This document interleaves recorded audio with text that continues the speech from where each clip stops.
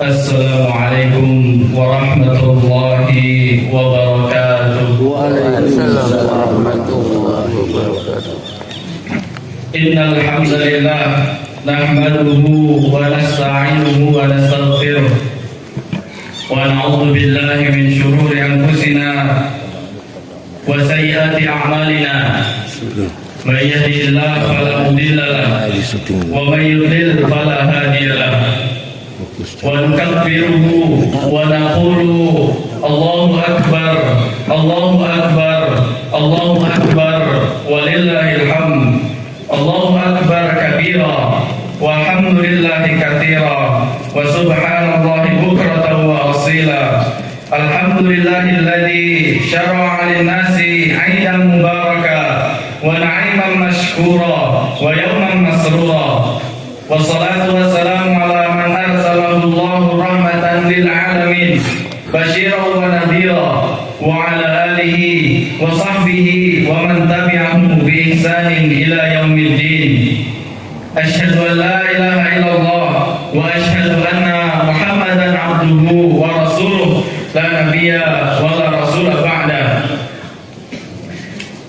Fa ya ayyuhal hadirun ittaqullaha haqqa tuqatih kama qala Allah ta'ala fi kitabihil karim. A'udzu billahi minasy syaithanir rajim. Ya ayyuhalladzina amanu taqullaha haqqa tuqatih wa la tamutunna illa wa antum muslimun. Bapak-bapak, ibu-ibu, saudara-saudari kaum muslimin dan muslimat sidang Idul Adha yang berbahagia. Pertama-tama marilah kita panjatkan puji syukur kehadirat Allah Subhanahu wa taala yang telah memberikan kesempatan kepada kita untuk melaksanakan ibadah Idul Adha 1445 Hijriah pada pagi yang berbahagia ini. Semoga semua amal ibadah kita dapat diterima oleh Allah Subhanahu wa taala dan dibalasnya dengan pahala yang berlipat ganda. Amin. Salawat dan salam semoga dilimpahkan Allah kepada Nabi besar Muhammad sallallahu alaihi wasallam yang telah berjuang menyampaikan risalah Islamnya sebagai petunjuk dan pedoman hidup bagi seluruh umat manusia. Begitu juga untuk keluarganya, sahabat-sahabatnya, serta siapa saja yang mengikuti sunnahnya dengan penuh keimanan dan keikhlasan sampai hari akhir nanti. Allahu akbar, Allahu akbar, walillahil hamd. Pagi ini kita bersama jutaan kaum muslimin di seluruh dunia merayakan hari raya Idul Adha dengan penuh keimanan kepada Allah. Bersama-sama kita mengagungkan Allah, membesarkan nama Allah dan memujinya dengan penuh keimanan kepada Allah dan harapan meraih ridhonya. Allahu akbar, Allah maha besar, besar dari segala-galanya. Semua kekuasaan menjadi kecil, tak berarti dibandingkan dengan kekuasaan Allah Subhanahu wa taala yang maha agung. Kita sebagai seorang muslim diajarkan untuk banyak bertakbir dalam setiap lini kehidupan kita. Bahkan sejak berusia belia, saat kita salat kita mulai dengan takbir. Ketika azan berkumandang terdengar kalimat takbir. Dikala hendak mendirikan salat dalam iqamah dilantunkan kalimat takbir. Ketika hendak menyembelih hewan kita diajarkan untuk melantunkan kalimat takbir. Bahkan ketika kita lahir dilantunkan takbir di dalam telinga kita. Hingga kita wafat pun kita disolatkan dengan 4 kali takbir. Dan pada hari raya seperti Idul Adha pada kesempatan pagi hari ini kita banyak bertakbir membesarkan kalimat Allah Subhanahu wa taala. Allahu akbar, Allahu akbar, la ilaha illallah, wallahu akbar, Allahu akbar, walillahil hamd. La ilaha illallah, tiada Tuhan selain Engkau ya Allah. Seluruh hidup kami, lahir dan batin, semuanya hanyalah dalam rangka beribadah kepada Allah semata. Seluruh yang kami rasakan, pikirkan, ucapkan dan kami lakukan semata-mata hanyalah untuk meraih ridho-Mu ya Allah. Alhamdulillah, segala puji dan puja hanyalah dipersembahkan kepada-Mu ya Allah. Tidak ada yang berhak dipuji melainkan Allah Subhanahu wa taala yang Maha Pengasih lagi Maha Penyayang, yang melimpahkan rahmat dan karunia-Nya bagi hamba-hambanya. Hadirin jamaah Idul Adha yang berbahagia. Musim haji tahun ini, sekalipun biaya haji relatif tinggi bagi ukuran rata-rata masyarakat Indonesia. Tetapi yang dapat berangkat untuk menunaikan haji selalu banyak, bahkan melalui proses antrian yang sangat panjang untuk beberapa tahun yang akan datang. Dan menjadi renungan di antara kita, apakah saudara-saudara kita yang berangkat haji semuanya adalah orang-orang yang tergolong sebagai orang kaya yang berpenghasilan tinggi, di mana nilai 30 atau 40 juta bukanlah nilai yang jumlah yang besar. Tentu untuk menjawabnya secara spesifik perlu dilakukan kajian dan penelitian. Namun secara sepintas dapat kita amati, di antara mereka terdapat orang yang tergolong secara ekonomi biasa saja. Bahkan tidak sedikit di antara mereka yang tidak wajib secara syar'i untuk melaksanakan ibadah haji. Akan tapi secara ekonomi dipandang belum mampu, tapi mereka tetap memaksakan diri untuk berangkat ibadah haji. Ada yang rela menjual tanah warisannya untuk mendaftar haji, padahal tanahnya merupakan satu-satunya sumber pencahariannya. Ada yang rela menjual tanah, menabung sedikit demi sedikit, menyisihkan penghasilannya setiap bulan demi untuk memenuhi panggilan Allah. Mereka dengan sukarela mengeluarkan biaya yang sangat besar. Bahkan tidak jarang dinilai sebagian orang merupakan suatu hal yang tidak rasional, tidak memiliki perhitungan yang jauh ke depan, atau bahkan dinilai oleh sebagian orang merupakan suatu amalan yang nekat. Bagi mereka, ibadah haji dilaksanakan apabila anak-anak sudah menyelesaikan kuliah, mampu berdiri sendiri, sudah menikah, sudah berkeluarga, sudah memiliki rumah, memiliki mobil, memiliki deposito di bank untuk hari tua, dan semua hal yang dipandang cukup untuk memenuhi kebutuhan kehidupannya. Baru setelah semuanya terpenuhi dan tercukupi, sisanya bisa digunakan untuk ibadah haji. Sebaliknya, sebagian orang pun merasa heran mengapa ada pribadi-pribadi tertentu yang memiliki kemampuan bahkan lebih dari mampu, atau malah memiliki harta yang berlimpah ruah, namun tak kunjung berangkat memenuhi panggilan Nabi Ibrahim. Apakah mereka merasa berat untuk mengeluarkan uang untuk melaksanakan rukun Islam yang kelima? Apakah mereka menganggap mengeluarkan harta untuk ke Mekah merupakan suatu hal yang tidak bermanfaat? Atau mereka menganggap bahwa mereka belum terpanggil untuk memenuhi panggilan haji? Perbedaan sikap, penilaian, pandangan sebagaimana pelaksanaan ibadah haji tersebut sebenarnya terdapat pula pada ibadah-ibadah yang lain yang menyangkut harta benda. Kurban misalnya, ada orang yang merasa tidak wajib melakukan ibadah kurban setiap tahunnya karena dirasa belum tergolong mampu. Sementara itu, ada pula yang sejak awal tahun sudah menabung sedikit demi sedikit untuk tidak bisa ikut berkurban, sekalipun harta yang ia sisihkan merupakan jumlah yang besar, namun ia sama sekali tidak sayang, tidak eman-eman untuk mengeluarkan hartanya. Allahu Akbar, walillahil hamd. Islam memang tidak mewajibkan orang yang tidak mampu untuk melakukan ibadah haji. Bukankah ibadah haji itu adalah liman istata'a ilaihi sabila? Begitu juga ibadah kurban, juga ibadah-ibadah yang lain yang menyangkut harta benda. Akan tetapi yang menjadi persoalan adalah pribadi-pribadi yang tergolong mampu, bahkan lebih dari mampu secara ekonomis, akan tetapi tetap enggan untuk melaksanakan ibadah haji dan kurban. Mengapa demikian? Tentu banyak faktor yang menjadi penyebab. Namun yang akan kita soroti pada kesempatan ini adalah berkenaan dengan harta, yaitu sikap, pandangan, dan orientasi seseorang terhadap harta benda. Jika untuk ibadah makhluk saja seperti haji, kurban atau zakat, ia enggan mengeluarkan harta kekayaannya, bagaimana dengan ibadah harta yang bersifat sosial untuk fi sabilillah, membangun masjid, mendirikan sekolah, membangun rumah sakit, panti asuhan, membantu fuqara, masakin, dan kaum du'afa? Maka menurut dugaan ia akan lebih keberatan lagi. Allahu Akbar, la ilaha illallah, wallahu akbar, walillahil hamd. Sidang Id yang berbahagia, sikap seseorang terhadap harta dalam kesediaannya untuk membelanjakan sebagian hartanya untuk Islam dan umat Islam, untuk sesama manusia, untuk membantu kaum du'afa, sangat ditentukan oleh orientasinya dan cara pandang seseorang tentang harta. Bagaimana memperoleh dan untuk apa dibelanjakan harta tersebut. Untuk apa kita mencari harta? Apakah sekedar untuk memenuhi kebutuhan hidup atau untuk tujuan lain yang lebih mulia daripada itu? Bagi seorang muslim, milik Allah lah harta dan segala apa yang ada di bumi, langit, serta apa yang di antara keduanya. Allah Subhanahu wa taala berfirman, "Lahu ma fis samawati wal ardi wa ma bainahuma wa ma tahta tsara." Miliknya lah apa yang ada di langit dan apa yang ada di bumi dan apa yang di antara keduanya dan apa yang ada di bawah tanah. Surat Thaha ayat 6. Oleh karenanya itu kepemilikan Allah bersifat mutlak, sedangkan kepemilikan manusia hanya bersifat nisbi.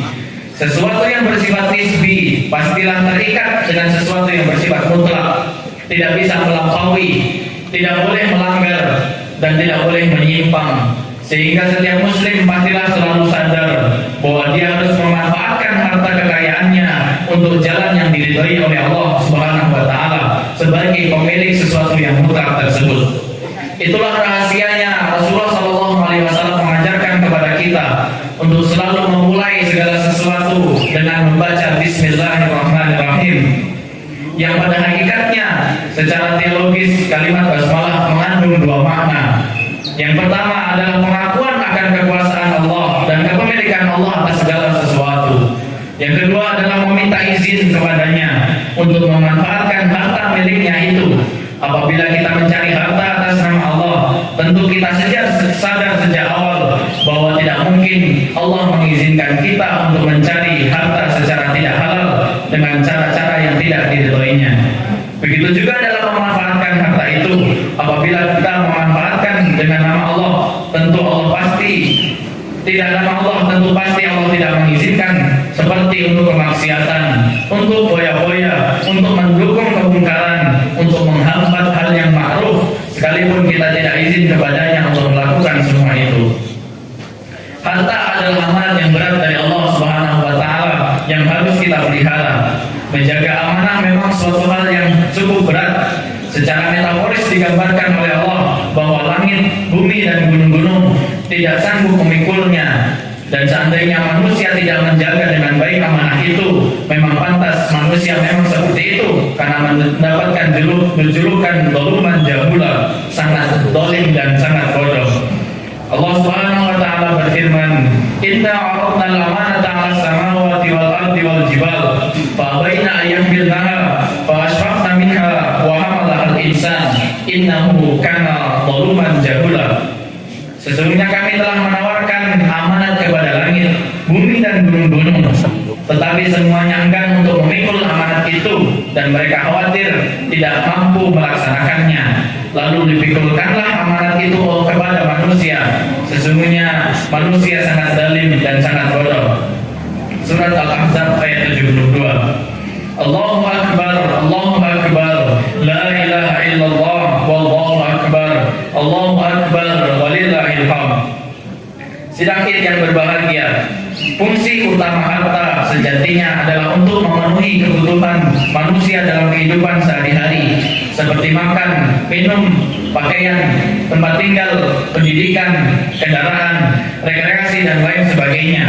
Tetapi lebih daripada itu, bahwa harta merupakan sebuah alat untuk berbuat kebajikan, alat untuk berjihad fi sabilillah, alat untuk berfastabiqul khairat. Allah menegaskan bahwa salah satu kriteria orang yang benar-benar beriman adalah mereka yang bersedia menafkahkan hartanya untuk mencari ridha Allah. Dalam bahasa Al-Quran disebut mau berjihad dengan harta benda. Jihad artinya adalah memaksimalkan potensi yang dimilikinya untuk menegakkan agama Allah. Jika berjihad dengan harta artinya adalah memanfaatkan harta secara semaksimal mungkin untuk beribadah di jalan Allah Subhanahu wa taala, bukan menyumbang ala kadarnya, tetapi memaksimalkan infaknya, seperti Umar bin Khattab yang memberikan separuh hartanya, seperti Abdurrahman bin Auf yang pada suatu kesempatan menyumbang satu kafilah lengkap terdiri dari 700 ekor kuda dan berbagai macam perniagaan untuk memenuhi kebutuhan umat Islam kala itu. Marilah kita baca dan renungi firman Allah Subhanahu wa taala. Innamal mu'minuna alladziina aamanu billahi wa rasulihi tsumma lam yartabu wa jahadu bi amwalihim wa anfusihim fi sabilillah ulaika humus shadiqun. Sesungguhnya orang-orang yang beriman yang sebenar-benarnya hanyalah mereka yang beriman kepada Allah dan Rasul-Nya, kemudian mereka tidak ragu-ragu dan mereka berjihad dengan harta dan jiwanya di jalan Allah, dan mereka itulah orang-orang yang benar. Surat Al-Hujurat ayat 15. Sidangin yang berbahagia, di samping tujuan mulia mencari harta, manusia juga tidak bisa menutup mata bahwa manusia memiliki beberapa kecenderungan yang tidak baik dalam masalah harta. Misalnya kecenderungan untuk menumpuk harta walaupun dia tidak tahu untuk apa tujuannya, kecenderungan untuk berfoya-foya, menghabiskan harta benda untuk hal-hal yang tidak bermanfaat. Bahkan ada yang memiliki kecenderungan untuk berbuat kerusakan, kemaksiatan, dan segala bentuk tindakan negatif lainnya dengan harta bendanya. Oleh sebab itu Islam memberikan peringatan kepada manusia berkenaan dengan harta. Antara lain, pertama, harta hanyalah sebuah perhiasan. Al-malu wal banun zinatul hayatid dunya wal baqiyatus shalihatun khairun 'inda rabbika thawaban wa khairun amala. Harta dan anak-anak hanyalah perhiasan kehidupan dunia, sedangkan amal kebajikan yang abadi adalah lebih baik balasannya di sisi Tuhanmu, serta lebih baik untuk menjadi harapan. Surat Al-Kahfi ayat 46. Yang kedua, harta adalah cobaan. Innama amwalukum wa auladukum fitnah wallahu indahu ajrun 'adzim. Sesungguhnya hartamu dan anak-anakmu hanyalah cobaan bagimu, di sisi Allah lah pahala yang besar. Surat At-Taghabun ayat 15. Yang ketiga, harta memiliki potensi melalaikan. Ya ayyuhalladzina amanu la tulhikum amwalukum wala auladukum an dzikrillah wa man yaf'al dzalika fa ulaika humul khasirun. Wahai orang-orang yang beriman, janganlah harta bendamu dan anak-anakmu membuatmu lalai dari mengingat Allah. Siapa yang berbuat demikian, mereka itulah orang-orang yang merugi. Surat Al-Munafiqun ayat 9. Allah Subhanahu wa taala juga mengingatkan bahwa harta tidak mampu memberikan pertolongan apapun di akhirat nanti. Innal ladzina kafaru lan tughni 'anhum amwaluhum wala auladuhum minallahi syai'a wa ulaika hum waqudun nar. Sesungguhnya orang-orang kufur tidak akan berguna bagi mereka sedikit pun harta benda dan anak-anak mereka untuk menyelamatkan diri dari azab Allah. Mereka itulah bahan bakar api neraka. Surat Ali Imran ayat 10. Allahu Akbar, Allahu Akbar, La ilaha illallah, Wallahu Akbar, Allahu Akbar, walillahil hamd. Hadirin sidangin yang berbahagia, harta yang kita peroleh di dunia ini akan dimintai pertanggungjawaban di akhirat kelak. Rasulullah SAW menuturkan bahwa manusia di padang mahsyar nanti tidak akan mampu melangkahkan kakinya sebelum ditanya tentang 4 perkara. La tazulu qadama 'abdin yaumal qiyamati illa yus'alu an arba', an umrihi fima afna, wa an ilmihi fima fa'al, wa an malihi min aina iktasabahu wa fima anfaqahu, wa an jismihi fima bala. Tidak bergeser kaki seorang hamba pada hari kiamat sehingga dia ditanya tentang 4 perkara. Tentang umurnya, kemana ia habiskan, tentang ilmunya, untuk apa ia amalkan, tentang hartanya, dari mana dia peroleh dan untuk apa dibelanjakannya, dan tentang badannya, untuk apa digunakannya. Jika umur, ilmu, dan jasad hanya dilemparkan 1 pertanyaan saja, akan tetapi untuk harta diajukan 2 pertanyaan sekaligus. Dari mana harta itu didapat dan untuk apa harta itu dipergunakan? Hal itu mengingatkan kepada setiap pemilik harta bahwa sebanyak ataupun sedikit apapun harta yang dimiliki pastilah akan dipertanggungjawabkan kelak di hadapan Allah Subhanahu wa taala. Kesadaran akan tanggung jawab setiap individu terhadap hartanya di hadapan Allah inilah yang akan melahirkan beberapa kesadaran-kesadaran yang lain. Di antaranya yang pertama, kesadaran untuk mematuhi aturan-aturan yang ditetapkan oleh Allah dalam mencari harta, baik dalam hal pertanian, perdagangan, pertambangan, pelayanan jasa, dan lain-lain, baik dalam bentuk yang paling tradisional maupun dalam bentuk yang ultra modern, baik dalam skala kecil maupun dalam skala besar. Yang kedua, kesadaran bahwa harta yang dimilikinya di samping untuk memenuhi kebutuhannya sehari-hari, juga lebih daripada itu adalah sebagai alat untuk berbuat kebaikan. Ketiga, kesadaran bahwa di dalam harta yang dia miliki terdapat hak orang lain, baik yang bersifat ilzam, wajib ia bayarkan seperti zakat mal, zakat fitrah, infak wajib dan lain-lain, ataupun yang bersifat tatawwu. Sebaliknya, yang ia bayarkan seperti infak, sedekah, wakaf dan lain-lain, terutama untuk membantu kaum lemah dan untuk fisabilillah lainnya. Keempat, kesadaran untuk memanfaatkan hartanya dalam amar ma'ruf nahi mungkar dan dakwah ilal khair dalam rangka merealisasikan ajaran Islam sebagai agama yang rahmatan lil alamin. Allahu akbar, Allahu akbar, la ilaha illallah, wallahu akbar, Allahu akbar, walillahil hamd. Hadirin sidang yang berbahagia, marilah kita tempatkan harta dalam kehidupan kita pada posisinya yang proporsional. Bagi kita harta adalah alat, bukan tujuan. Harta adalah alat untuk memenuhi kebutuhan hidup, alat untuk beribadah kepada Allah, alat untuk menolong sesama. Karena harta bukanlah tujuan, sehingga kita tidak boleh menghalalkan segala cara untuk memperolehnya. Kita harus mencari harta dengan halal, jujur, amanah dan cara yang ihsan. Jangan sekali-kali kita menipu, melakukan manipulasi, korupsi, apapun istilah kejahatan lainnya dalam memperoleh harta. Semoga Allah senantiasa memberikan berkah kepada kita dengan harta yang dikaruniakannya kepada kita semua. Semoga Allah Ta'ala menyelamatkan kita di dunia dan akhirat. Amin ya rabbal alamin. Inna Allah wa malaikatahu yusalluna ala nabi ya ayyuhalladzina amanu sallu alaihi wa sallimu taslima. A'udzu billahi minasyaitonir rajim. Bismillahirrahmanirrahim. Alhamdulillahi rabbil alamin. Hamdan syakirin, hamdan na'imin, hamdan yuwafi ni'amahu wa yukafi mazidah. Ya rabbana lakal hamdu kama yanbaghi li jalali wajhika karim wa 'azimi sultanik. Allahumma shalli ala Muhammad wa ala ali Muhammad. Allahumma ighfir lil mu'minina wal mu'minat wal muslimina wal muslimat al ahya'i minhum wal amwat innaka sami'un qaribun mujibud da'wat ya qadhil hajat. Allahumma ighfir lana wa liwalidayna warhamhuma kama rabbayana shighara. Allahumma arinal haqqa haqqan warzuqna ittiba'ah wa arinal batila batila warzuqna ijtinabah. Allahumma inna nas'aluka salamatan fid din wa afiyatan fil jasad wa ziyadatan fil ilmi wa barakatan fil rizqi wa taubatan qabla al maut wa rahmatan 'inda al maut wa maghfiratan ba'da al maut. Allahumma hawwin 'alaina fi sakaratil maut wa najatan minan nar wa 'afwa 'inda al hisab. Allahumma inna nas'aluka 'ilman nafi'an wa rizqan tayyiban wa amalan mutaqabbalan.